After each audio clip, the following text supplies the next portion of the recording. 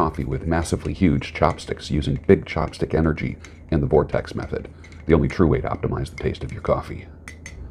At the molecular level, good morning. Welcome to the Daybreak Show. I am the Sultan. We'll get started, but first, coffee.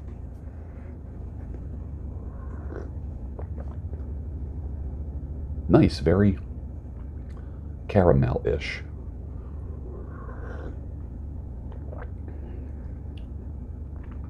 Wow, I feel like I'm drinking like a caramel latte, but it's just the actual bean itself. Stay home and save some lives, will you? I ask this question every few months. What is the best side hustle you ever heard of?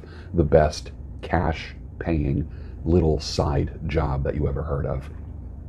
Put it down below. I'd like to see what you've experienced in your lifetime or have heard of where people are making cash money on the side, not the regular job, but cash money on the side. Or is it a side hustle that's making, is it a part-time side hustle that is making full-time money? Put it down below. I would love to see that. In the 1930s, everything that Nazi Germany did was legal. Legal. It was within the bounds of law. It was legal in that country at that time. They passed laws making everything they did legal and normal. They used social disapproval and shaming at first to silence dissenters. People went along with everything just to avoid being targeted as a dissenter. The government got away with disarming the country and getting people to turn in their guns and turn in their neighbors and co-workers for their own good. It's easy to round up millions of disarmed citizens. It's not so easy when they're armed, is it? Today, the dissenters are called haters, or hate groups, or domestic terrorists. An armed citizenry makes sure that rounding up never happens again. Just a little backstory on what I'm reading right now. I wrote this essay in 2013. An armed citizenry makes sure that rounding up never happens. People who identify with God as Christian, Catholic, Patriot, Constitutionalist, etc., are being watched as close or closer than an outside threat.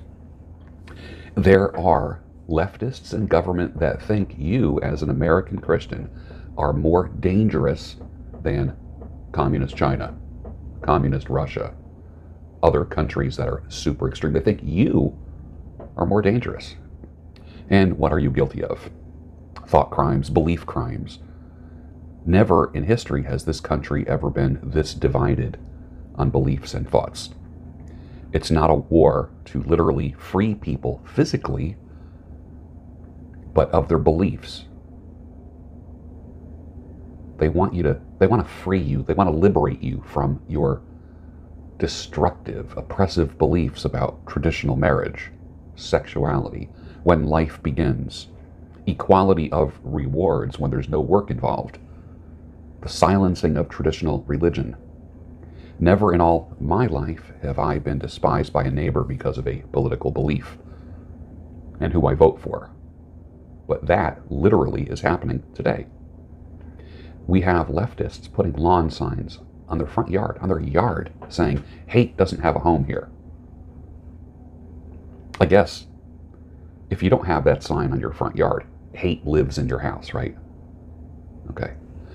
I'm willing to bet that there's more hate in that house. That's projection. That's called projection. I guarantee you there's more hate in that house than there is in any other house. Guarantee it. People are slowly losing freedoms over what they believe. Half this country has allowed the government to have complete control over their lives.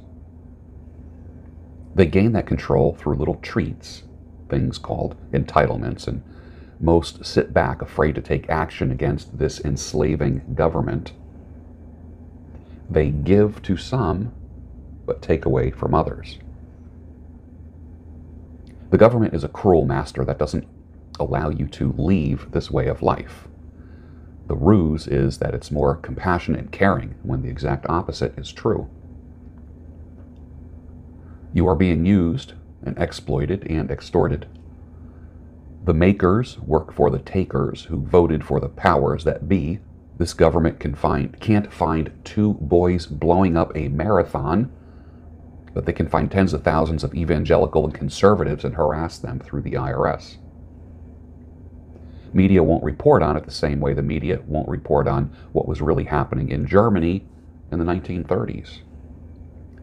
Germany has an incredible heritage, beautiful people, thousands of years of discoveries, inventions, scholarship, and look what happened to Germany.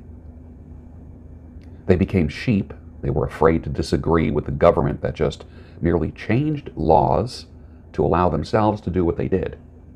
The government loves when we are divided because of race and socioeconomic issues. They use gays for votes, blacks, Hispanics, women, claiming to be champions of whatever the flavor is of the day. It's wrong, and may those who agree with me be encouraged. Strengthened and empowered. Build your business, prosper. Take care of yourselves, your families. Don't be afraid to disagree in thought and action. Whatever your race, whatever your religion, whatever your socioeconomic status, work hard, think for yourself, and then there will be real hope and change. Hope and change does not come with conformity. I bet there's rich folks eating in a fancy dining car. They're probably drinking coffee and smoking big cigars. Johnny Cash, 1955. It's not the big that eat the small, but it's the fast that eat the slow. Momentum is the thing that makes you unstoppable, or harder to stop, shall I say, or harder to slow down. I have seen and been part of business ventures that have had no momentum, none. Without momentum, you can even lose interest in your own endeavors. You need momentum. But with reverse attitudinal engineering, you become interested first, and then the momentum builds. Do you need to love what you do?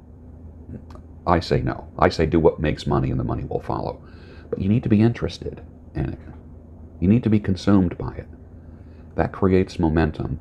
That makes you harder to slow down, harder to stop, and hard to kill. Here's something for the divorced and or widowed. And this is something that I wrote to myself many, many years ago, and it may help you. Stay single and develop clarity. Any arrangement that looks like a relationship could cloud your purpose and always has an expiration date on it that you refuse to see. But everyone else can see the expiration date. Everyone else knows that that relationship isn't going to last long, but you're blind to it. It's nothing but an entanglement that's going to slow you down. Get to know yourself. If you want action and adventure, then go to where the action and adventure is. You don't need to invite it in your front door or have it live with you. You don't have to give up dating. You don't have to give up friends.